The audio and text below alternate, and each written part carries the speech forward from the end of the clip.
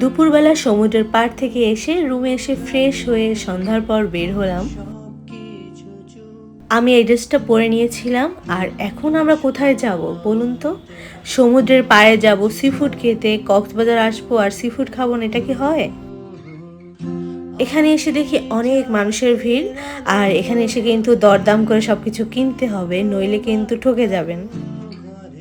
আর আমি হলাম দরদামে প্রচুর কাঁচা, যে দাম বলে সেই দামের থেকে একটা টাকাও আমি কমাতে পারি না। কিন্তু আমার ছোট বোন সে আবার এগুলো ভালো পারে। আমরা এখান থেকে নিয়েছিলাম স্কুইড, কাঁকড়া, কোরাল মাছ আর সাথে নিয়েছিলাম চিংড়ি মাছ। এখানে আমাদের সময় দিয়েছিল ৮ ঘন্টা। এই ফাঁকে আমরা এখানে বসে সবাই আড্ডা দিচ্ছিলাম আর অন্যদিকে একটু পরপর গিয়ে দেখছিলাম যে হয়েছে নাকি। প্রথমত দিল স্কুইড, আমার কাছে কখনোই ভালো লাগতো না, তারপরও আমি খাই, কেমন জানি রাবার রাবার লাগে। মা তো এগুলো খাবে না, সে খাবে চিংড়ি, কাঁকড়া আর মাছ। এরপর কোরাল মাছটাও দিয়ে দিল। আমরা কিন্তু সবাই মিলে একসাথে খাচ্ছি আর পরিবারের সাথে একসাথে খেতে কিন্তু অনেক মজার। সাথে আমরা পরোটাও নিয়েছিলাম। এরপর কিছুক্ষণ থেকে আমরা গিয়েছিলাম কাসুন্দি রেস্তোরাঁতে। কারণ বলছি, রেস্টুরেন্টটা অনেক সুন্দর ছিল আর এখানে লাইভ মিউজিকেরও ব্যবস্থা ছিল। আর আজকে এখানে আসার কারণ হলো আজকে সুদীপের বার্থডে। আমরা ভাবছি এখানে বসে ওর বার্থডে কেক কাটবো।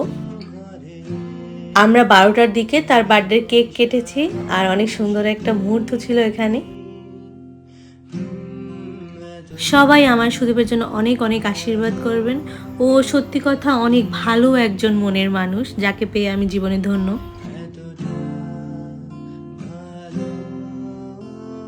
যেহেতু রূপকথা গানের মানুষ, তাকে কি আটকানো যায়? সে স্টেজে উঠে গেছে গান গেতে।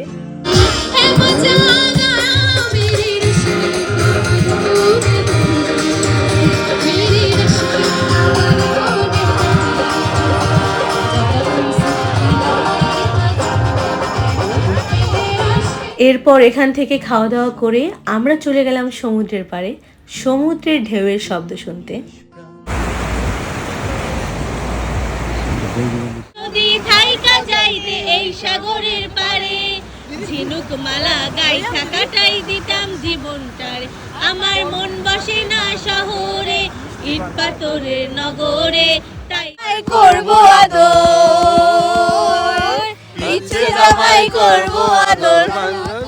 ঘরে তো বকুল ফুল সোনা দিয়া হাত কেন বাঁধাইলি।